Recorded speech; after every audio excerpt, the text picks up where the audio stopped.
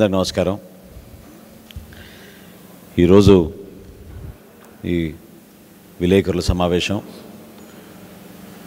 నిన్న జరిగిన NDA meeting Chilukurupeta దగ్గర భారత ప్రధాని నరేంద్ర మోడీ గారు, మాజీ ముఖ్యమంత్రి పెద్దలు చంద్రబాబు నాయుడు గారు, మా పార్టీ అధ్యక్షులు పవన్ కళ్యాణ్ గారు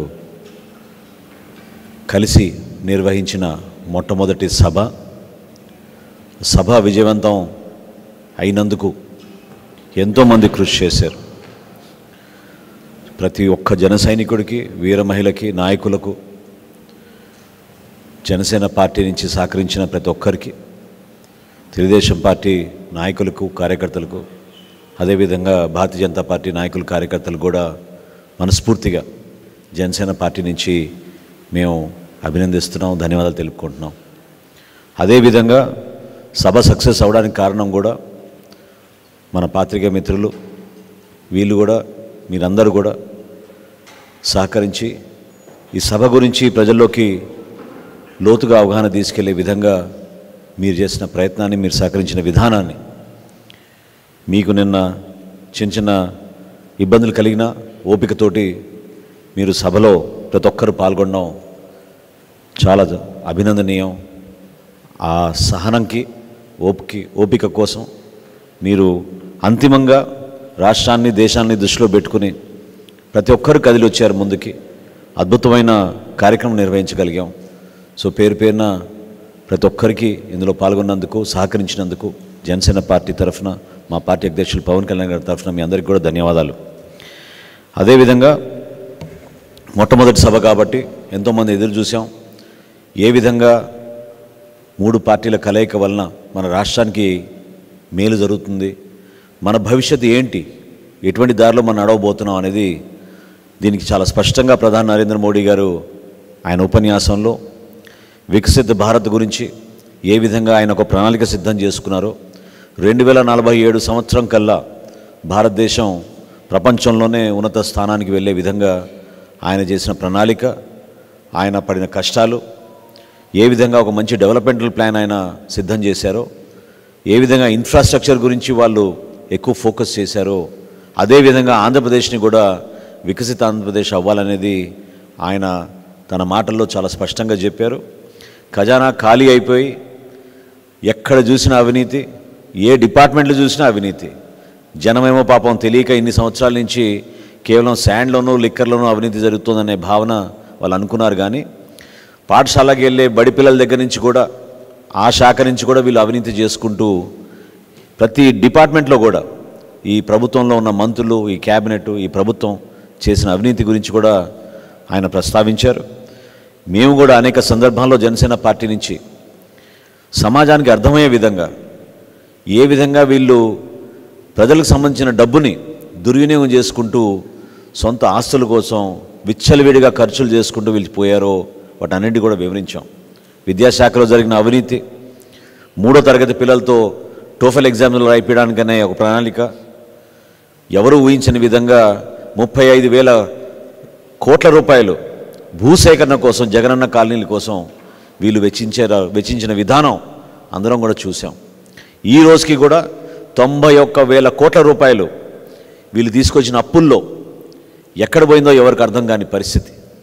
ఈ రోజుకి కూడా అసలు వాలంటీర్ల వ్యవస్థ నిర్మాణం చేసాం, 2,60,000 మందికి ఉద్యోగాలు ఇచ్చామని చెప్పి అందులో 1,00,000 మందికి వివరాలు లేకుండా వాళ్ళ పేర్ల జీతాలు తీసేసుకుని సంవత్సరానికి 60 కోట్ల రూపాయల చొప్పున వీళ్ళు అవినీతికి పాల్పడుతున్నారు.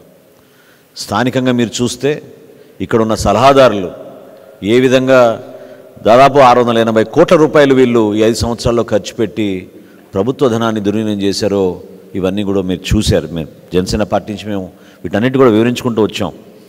మేము కోరేది ఏంటంటే, ఖచ్చితంగా రాబోయే రోజుల్లో మన దేశానికి నరేంద్ర మోడీ గారి నాయకత్వం ఎంతో అవసరం. వారి అనుభవంతో, వారికి ఉన్న పట్టుదలతోటి, వాళ్ళకున్న దూరదృష్టితోటి, విజన్ తోటి ఒక అంతర్జాతీయ స్థాయిలో ఆయన ఆలోచిస్తున్నారు. కాబట్టి తప్పకుండా ఆంధ్రప్రదేశ్కి ఆ విధంగా అభివృద్ధి జరుగుతుంది. మనం చేయాల్సిన అనేక కార్యక్రమాలు సంక్షేమంతో పాటు అభివృద్ధి అనే దానిపైన ఫోకస్ చేసుకుంటూ ఖచ్చితంగా ప్రభుత్వాన్ని ఏర్పాటు చేస్తాం. అందులో ఏమాత్రం కూడా ఎవరికి ఎటువంటి డౌట్ లేకుండా క్షేత్రస్థాయిలో అద్భుతంగా ప్రజలు స్పందిస్తున్నారు. ప్రతి నియోజకవర్గంలో కూడా ఇట్స్ ఓన్లీ అబౌట్ మెజారిటీ తప్ప గెలుపు ఎవరనేది ప్రజలు చాలా స్పష్టంగా నిర్ణయం తీసుకున్నారు. ఎన్డీఏ కూటమికే ఈ గెలుపు అనేది. Bharatiya Janata party, Telugu Desam party, Janasena party కలిసి ఈ కార్యక్రమాన్ని ప్రజల్లోకి అద్భుతంగా తీసుకెళ్లే విధంగా మేము కృషి చేస్తాం.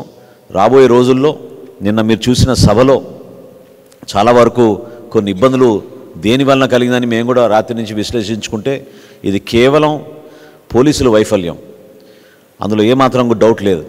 మేము అనేక సందర్భాల్లో అక్కడ స్థానికంగా ఉన్న సెక్యూరిటీ మెజర్స్ పైన, మా కోఆర్డినేషన్లో జరుగుతున్న కొన్ని అంశాలపైన మా నాయకులు అక్కడున్న పోలీసు అధికారుల దృష్టికి తీసుకెళ్ళినా కూడా అసలు ఊహించని విధంగా వాళ్ళు ప్రవర్తించుకుంటూ వెళ్ళారు.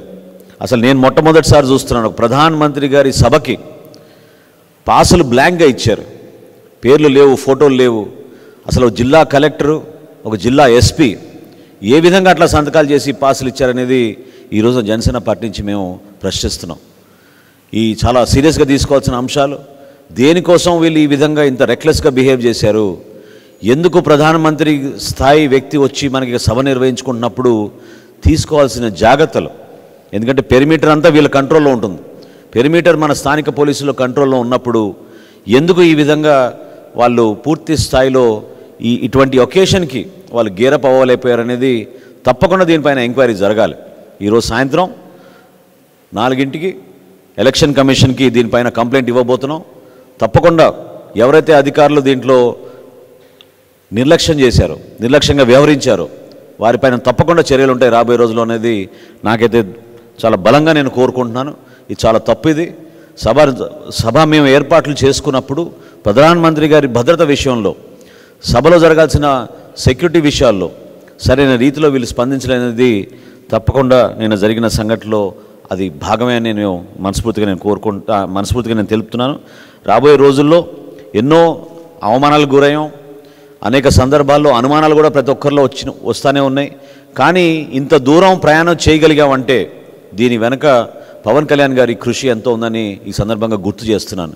ఎందుకంటే అమరావతి రైతులు ఎప్పుడైతే ఇదే హాల్లోకి వచ్చి పవన్ కళ్యాణ్ గారిని కలిసి 2020 జనవరి మాసంలో ఈ ప్రభుత్వం చేస్తున్న దాష్టికాల గురించి, వాళ్ళు మనస్ఫూర్తిగా రాష్ట్రానికి ఒక రాజధాని కావాలన్న భూములు ఇస్తే వాళ్ళని ఏ విధంగా హింసిస్తున్నారో, ఏ విధంగా వాళ్ళని అవమానపరుస్తున్నారో ఆ విషయం చెప్పినప్పుడు మొట్టమొదటిసారి జనవరి 2020 సంవత్సరంలో ఢిల్లీకి మేము ప్రయాణం చేసి ఆ రోజున్న భారతీయ జనతా పార్టీ నాయకులతో సంప్రదించి అప్పటి నుంచి కూడా ఈ పొత్తు ఎంత అవసరం, రాష్ట్రానికి మేలు జరగాలి, ప్రధానమంత్రి నరేంద్ర మోడీ గారి నాయకత్వం ద్వారా ఇటువంటి పొరపాట్లు జరగకుండా చూసుకోవాల్సిన బాధ్యత మనందరిపైన ఉందనే ఆలోచనతోటి పవన్ కళ్యాణ్ గారు ప్రతి సందర్భంలో కూడా ప్రతిపక్ష ఓటు చీలనివ్వము, ఎట్టి పరిస్థితుల్లో కూడా వైఎస్ఆర్సీపీ విముక్త ఆంధ్రప్రదేశ్ కోసం మీ అందరం కూడా పోరాడతాం అనేది దాదాపు 4 సంవత్సరాల నుంచి ఆయన చేసిన కృషి.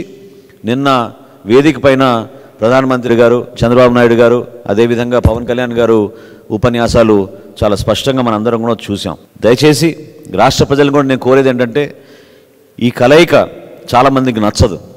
రకరకాలుగా వివిధ కోణాల నుంచి ఇబ్బంది పెట్టడానికి కోసమో, అనుమానాలు సృష్టించడం కోసమో సోషల్ మీడియా ద్వారా కావాలని చెప్పి కొన్ని విషయాలు వీళ్ళు ప్రజలకు తీసుకెళ్ళడానికి ఒక విష ప్రయత్నం చేస్తూ ఉంటారు. దాన్ని దయచేసి మీరందరూ కూడా పట్టించుకోవడమే కాదు, ఖండించాల్సిన అవసరం ఉంది. ఎందుకంటే ఇక్కడ పదవుల కోసమో సీట్ల కోసం కాదు ఈ పొత్తు కుదుర్చుకుంది. ఈ పొత్తు కుదుర్చుకుంది ఖచ్చితంగా మన భవిష్యత్తు కోసం, ఆంధ్రప్రదేశ్ అభివృద్ధి చెందాలి, మంచి రోజులు రావాలి మన ఆంధ్రప్రదేశ్కి అనేది చాలా స్పష్టంగా పవన్ కళ్యాణ్ గారు ఆశించిన విధంగా ముందుకెళ్తాం. ఈ యాత్ర లేకపోతే ఈ కష్టపడి చేసిన ఈ ప్రస్థానం నిన్న పవన్ కళ్యాణ్ గారు అన్న ముఖ్యమైన 3 మాటల్లో నేను చెప్పి ముగిస్తాను. అదేంటంటే, ధర్మానికి ఇది విజయం, పొత్తులకు ఇది గెలుపు, అదేవిధంగా కూటమికి ఇది పీఠం అనే ప్రధానమైన 3 అంశాల గురించి ఆయన మాట్లాడుతూ ఈ విషయం చెప్పారు.